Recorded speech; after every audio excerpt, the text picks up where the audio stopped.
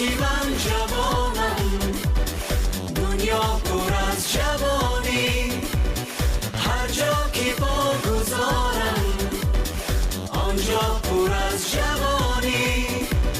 حالا که من جوانم، دنیا پر از جوانی، هر جا که پا گذارم آنجا پر از جوانی. سلام به شما بیننده های عزیز. برنامه دنیا پر از جوانی است که این لحظه شما را همراهی میکند. برنامه دنیا پر از جوانی است، فضایی است که همیشه از جوانان میگوید، از استعداد آنها میگوید و همیشه اعترافگر چهره های جوان است. پس در این سفر با ما بمانید و شاهد چهره های درخشان جوانان گردید. هر جا که پا گذارم آنجا پر از جوانی.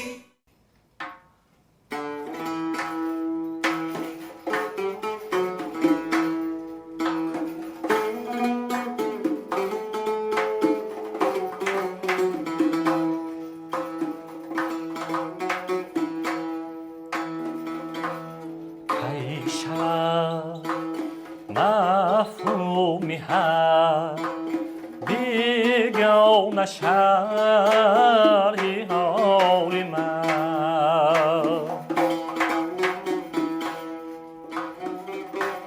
کی شد مفهومی هست بیگانه شرحی حال من.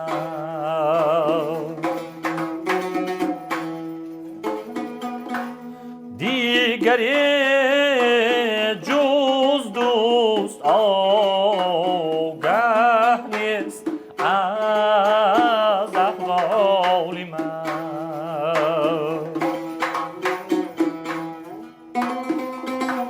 دیگری جز دوست آگه نیست از احوال من.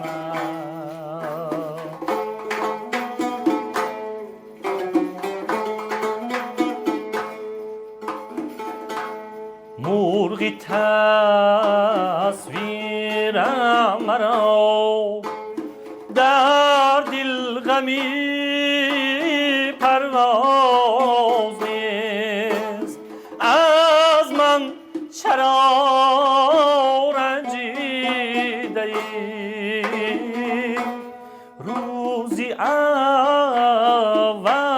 بسته بر موی مصور بال من.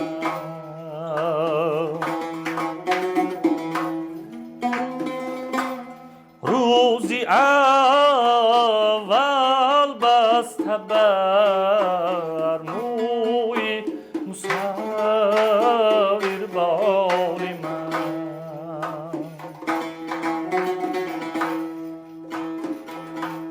تا غمی هجری تو شب‌های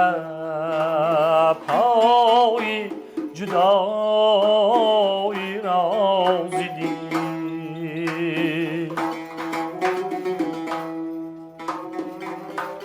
تا غمی هجری تو شب‌های جدایی را زدی.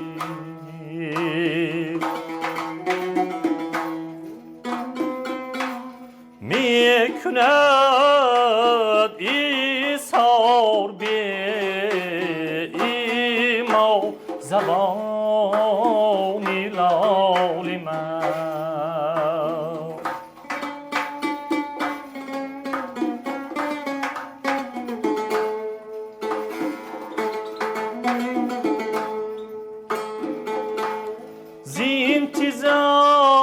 زینتظاری مقدمت قصاب در راهی طلب، از من چرا رنجیده ای؟ من شدم پامال صبر سب شد تا مال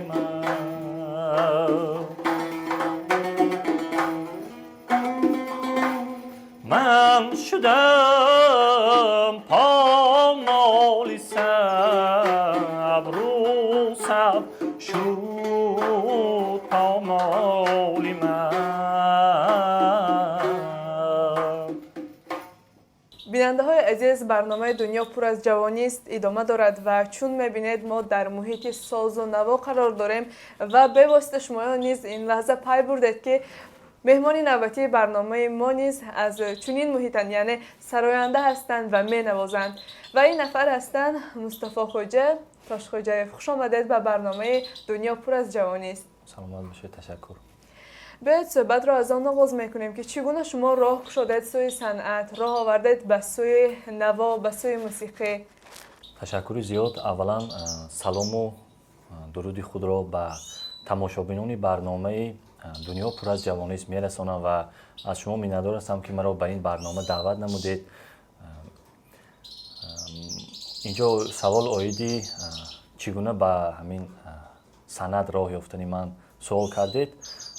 همین رو گفتنی هستم که من در عائله خود تنها صنعتکار هستم. در عائله ما یگان نفر صنعتکار نیستم و از خردی از آوان کودکی در دل مهر و رغبت زیادی سرندگی داشتم و از همان آوان کودکی با دستگیری پدر و مادرم من به همین راه، یعنی که راهی صنعت روانه گردیده تا حال در همین راه فعالیت خودم رو، یعنی که ایجادیات خودم رو ادامه داده شدم.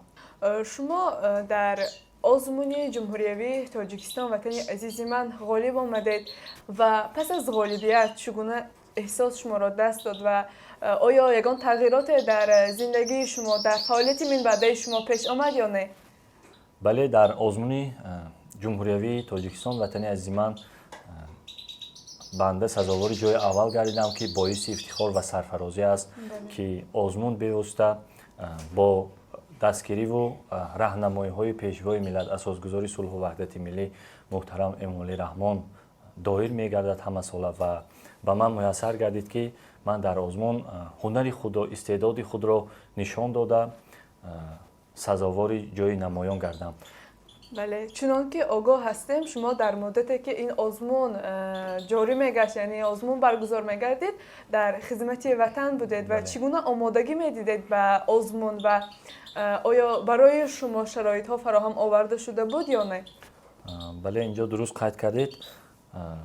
بنده از تیر ماه 2024 تا تیر ماه 2025 در خدمت ادای خدمت در صف قوه‌های مسلح قرار داشتم و به من میسر گردید، به من امکانیت دادند که من در برابر ادای خدمت نمودنم در صف قوه‌های مسلح اینچنین در آزمون اشتراک نمایم، هم معرفگری همون قسم حربی هم باشم و هم معرفگری صنعتی اصیل و در برابر ادای خدمت نمودن مرا همچنین دستگیری هم کردند.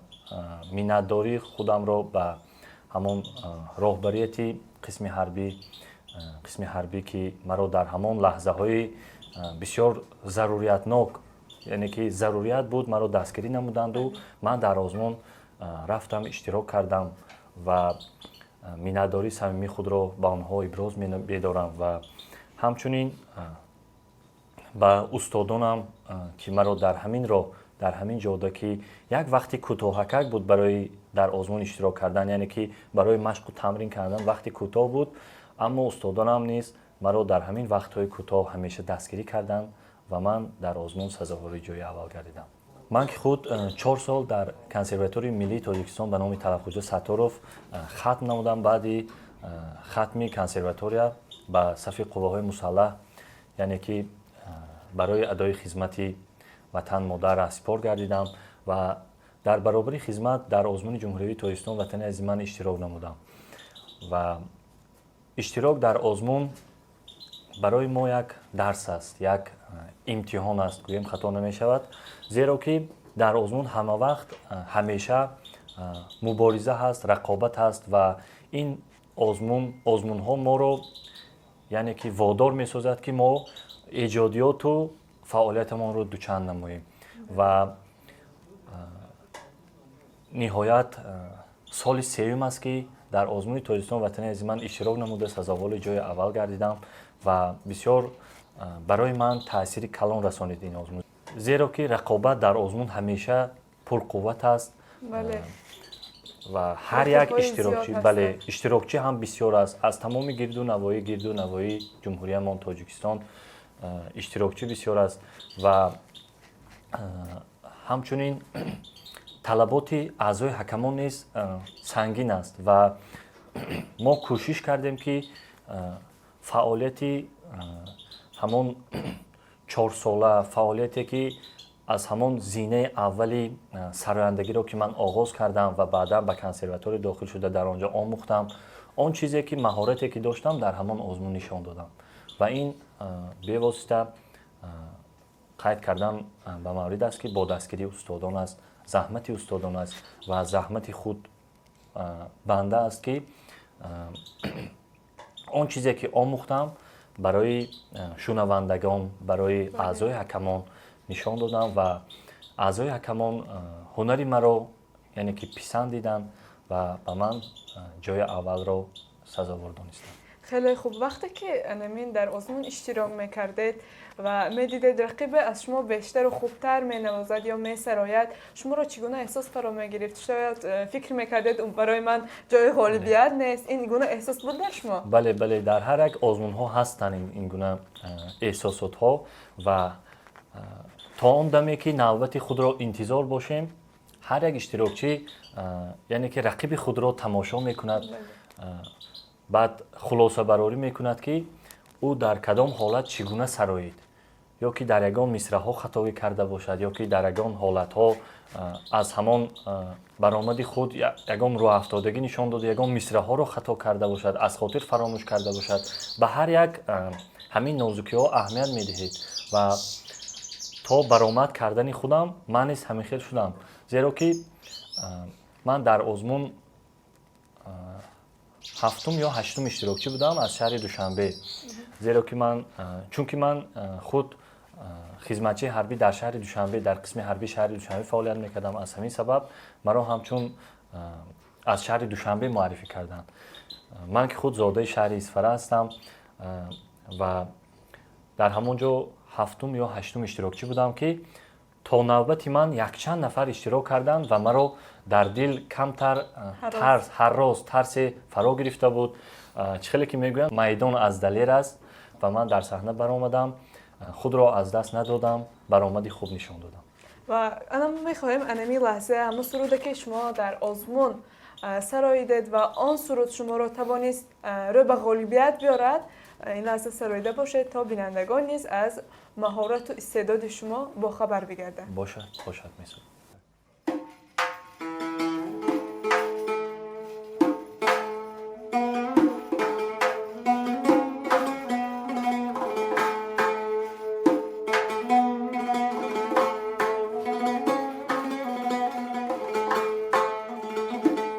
ای دلبری تون فیلی بیداد از فیلی بدی تو داد و فریاد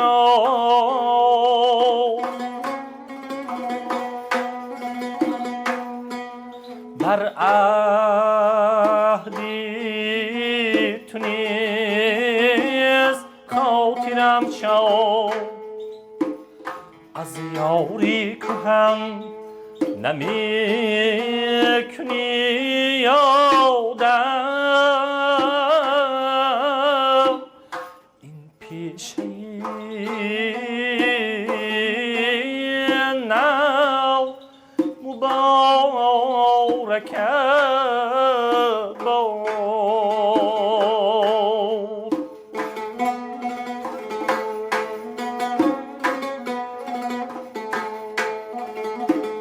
ای سرویس من بری قبا پوش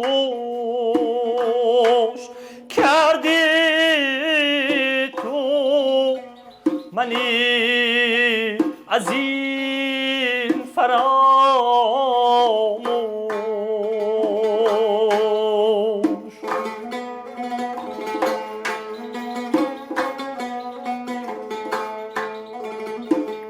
با غیر پیاله میکنی نوش، فریادی کسی نمیکنی گوش،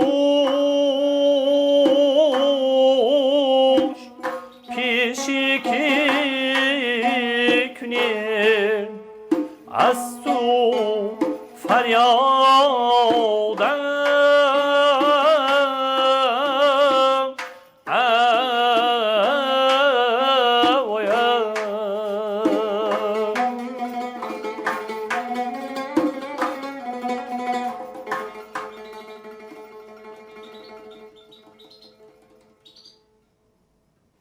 واقعا صدای شما خیلی زیبا بوده است و مهارت خود را شما این لحظه بار دیگر اثبات کردید که سزاوار جای خود هستید. میگذاریم باز سری موضوع خدمت به وطن و باید هر یک جوانمرد خدمتی وطن مادر را ادا نماید.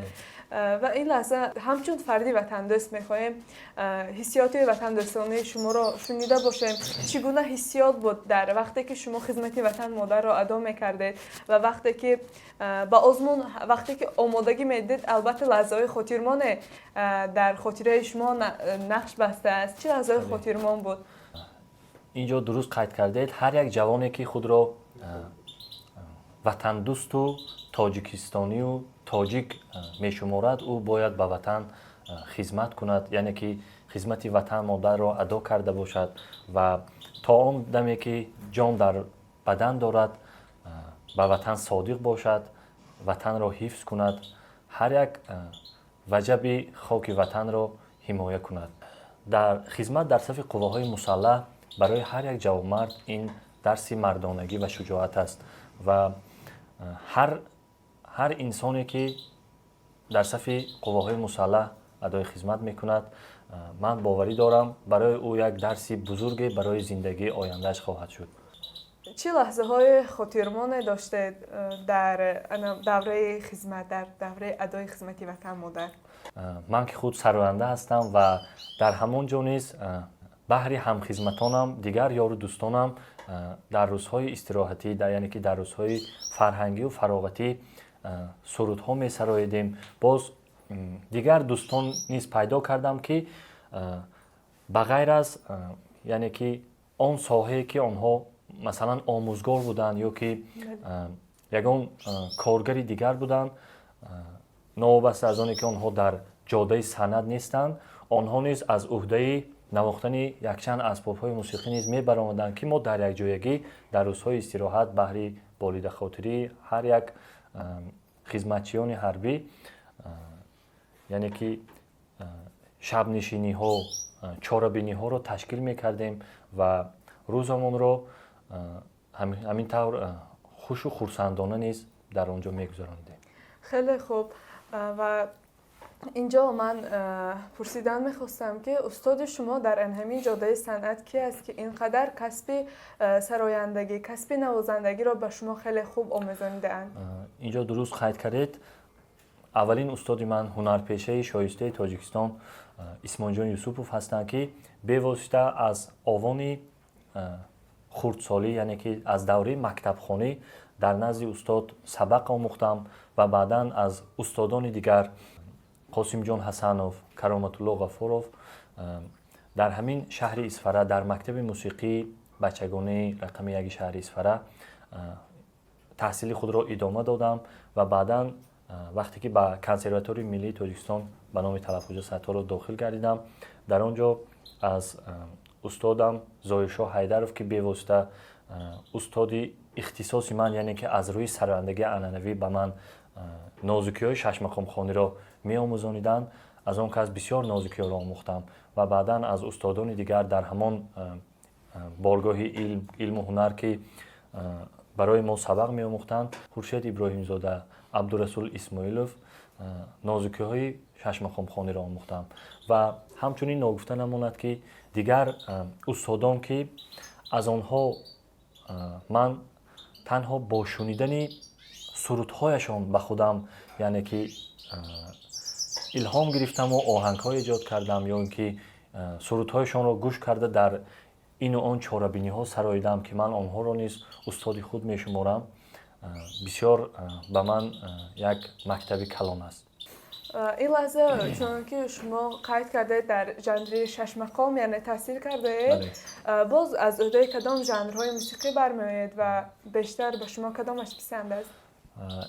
برابری سراییدنی سرودهای کلاسیکی من همچنین سرودهای خلقی و استرادی را نیز می‌سرایم زیرا که هر یک انسانی که هر یک هنرمندی که سرودهای کلاسیکی را سراییده میتواند از عهده سراییدن سرودهای کلاسیکی میبراید او از عهده سراییدن سرودهای دیگر نیز میبراید. عموما دوره جوانی شما چگونه میگذرد و برای باز هم زیبا گذشتن آن چگونه هدف و مقصدها دارید؟ البته دوره جوانی یک دوره خیلی پرتلاطم است و ما باید جوانان در این دوره جوانی خود را بیهوده نگذرانیم و به مورد گذرانیم و من که صنعتکار هستم در جاده صنعت هستم کوشش میکنم که در جوانی خود بسیار چیزها را آموخته باشم و برای آینده خودم یعنی که در جوانی باید آموزیم علم آموزیم یگان پیشروی کرده باشیم جوانی من باشد امروزها بسیار یک خوب و خاطرمان و پرمحصول گذشته شده زیرا که بعد ادای خدمت بعد ختم مکتب عالی و باز اینچنین یک دستاوردی بزرگ برای من در جوانی هم این غالبیت در آزمون است و من در آینده نیز کوشش میکنم که در آزمون‌های دیگر داخلی و بیرون از جمهوری اشتراک نمایم معرفی‌گر صنعت اصیل باشم. چون شما مکتب عالی را ختم کردید خدمت وطن مادر را نیز ادا کردید و در آزمون غالب آمدید آیا امروز در یگان جا فعالیت کاری خود را پیش برده ایستادید یا نه؟ بله من از همین یعنی که سال نو سال 2026 فعالیت تازه کاری خود را در انسامبل خلقی شش مقامی شهر اسفره فعالیت خود را آغاز نمودم که این انسامبل خلقی شش مقام زیر راهبری هنرپیشه خلقی تاجیکستان اسرائیل جان فیض‌الدینov براه مانده شده است و در این انسامبل برای ما جوانان بسیار یک اعتبار جدی اعتبار خاصه ظاهر میکنند که ما جوانان در چنین انسامبل ها فعالیت نموده برای پیشرفت موسیقی برای گلگل شکوفایی تاجیکستان عزیزمان سهم گذار باشیم.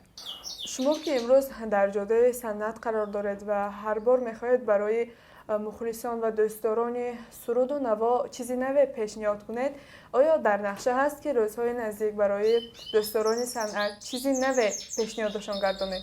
البته هر یک صنعتکار میخواهد که در جاده صنعت یک شنونده یک مخلص خود را داشته باشد و من نیز برای پیدا کردن شنونده های خود برای پیدا کردن مخلصان خود کوشش میکنم که سرودهای تازه ایجاد خود را بهر شنوندگان صوت و نوا پیشنهاد کرده باشم. روزهای نزدیک یک سرود آماده کرده ایستادیم که با نام مادرم است بهر مادران عزیز بهر شنوندگان صوت و نوا بهر مخلصان پیشکشی آنها میگردانیم. و این لحظه میخواستم من آن سرود را شاید پنهان است شاید یک تحفه برای دوستداران صنعت شما است این لحظه میخوایم آن را برای بینندگان تلویزیونی ولایت سوخت و دوستداران برنامه دنیا پر از جوانی سراییده باشید.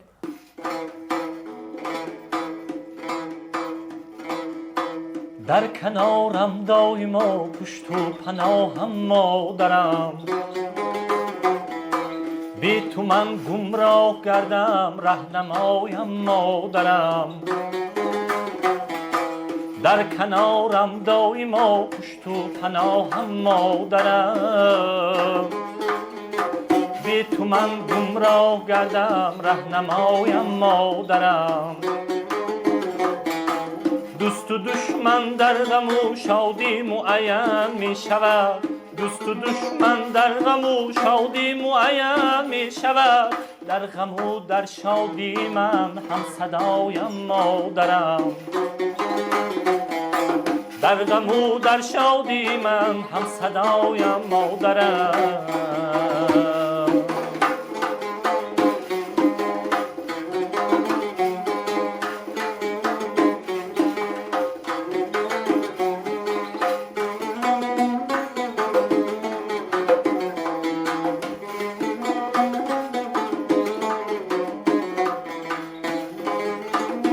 کجایی می روم اول زی تو گیرم دعا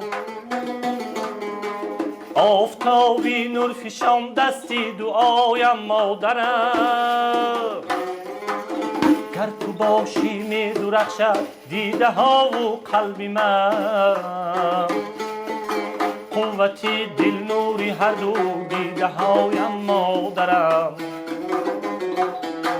قوتی دل نوری هر دو دیده هایم مادرم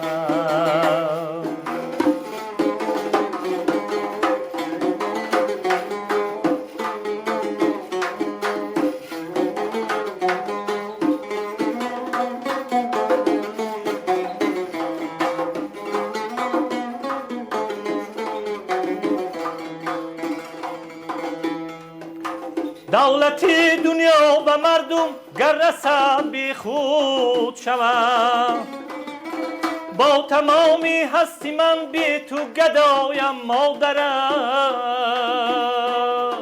بی تو تصویر کردنم دشوار حیاتی خویش را در حیاتم بحر من آب و هوایم مادرم در حیاتم بحر من آب و هوایم مادرم در کنارم دایما پشت و پناهم مادرم بی تو من گمراه گردم رهنمایم مادرم هم صدایم مادرم مهربانم مادرم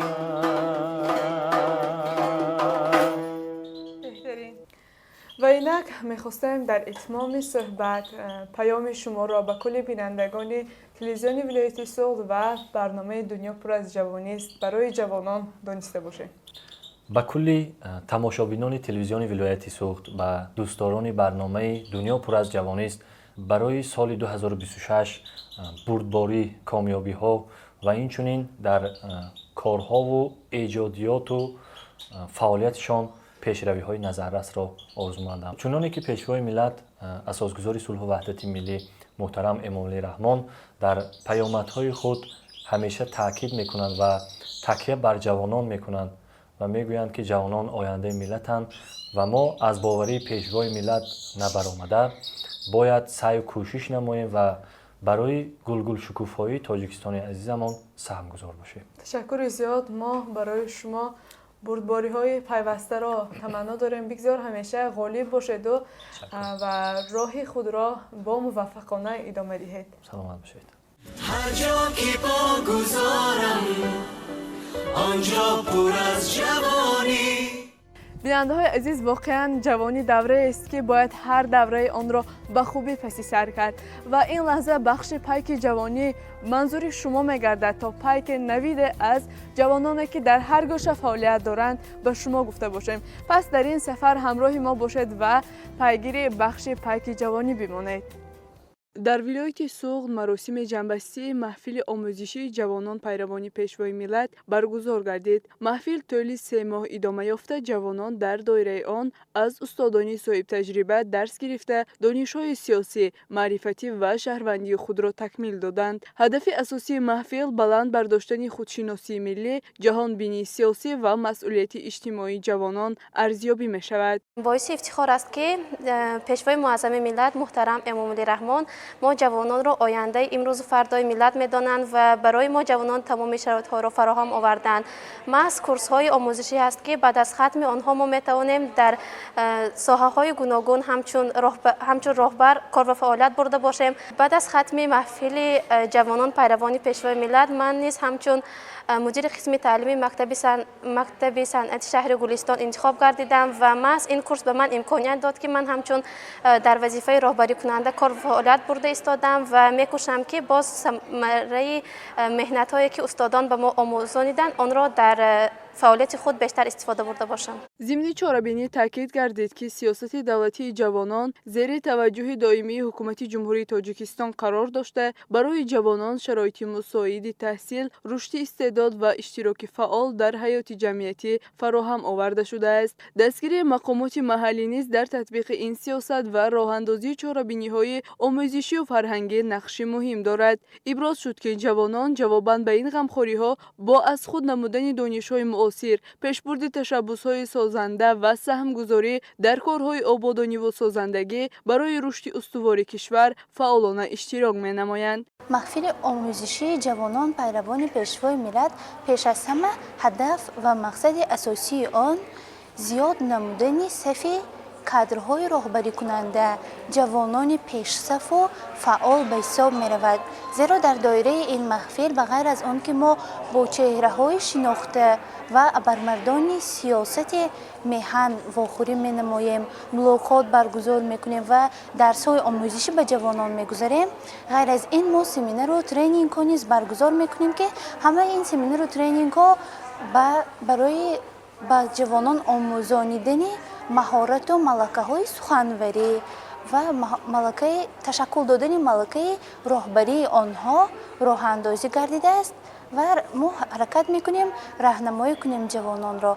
در اتمام چاره‌بینی به شنوندگان محفل شهادتنامه‌های ختم سپاریده شده، استادان برای سهم ارزنده‌شان در تربیت جوانان قدردانی گردیدند. مراسم در فضای تنتنوی و روحی بالیده جنبش شده برای ادامه فعالیت سازنده جوانان تکانی نو بخشید. هر جا که پا گذارم آنجا پر از جوانی. بیننده های عزیز، واقعا دنیا پر از جوانی است و هر یک جوان دوره جوانی خود را هر گونه می‌گذراند. یکی با ساز و نوا، دیگری با صنعت خود و این لحظه ها البته که خاطرمانند و در خاطره ها ثبت می‌گردند. برنامه دنیا پر از جوانی است و انتهای خوش می‌رسد. خیر عزیزان، تا برنامه‌های آینده با ما بمانید.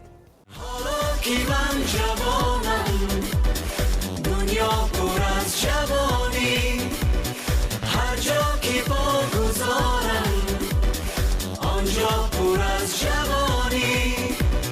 حالا که من جوانم دنیا پر از جوانی، هر جا که پا گذارم آنجا پر از جوانی.